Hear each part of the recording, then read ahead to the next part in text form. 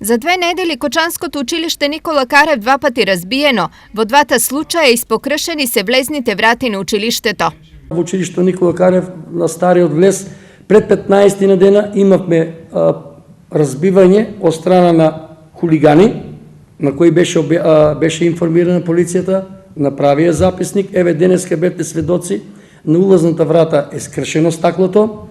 Од училиштето нема украдено ништо, што значи дека намерата на оние кои стојат зад ова не е кражба, туку демолирање.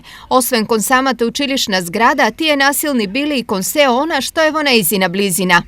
Последните 15-20 дена во училишниот двор се случуваат многу лоши работи во делот на кршењето на дрвцата, на садниците и конкретно покушај разбивање и на училишната спортска сала.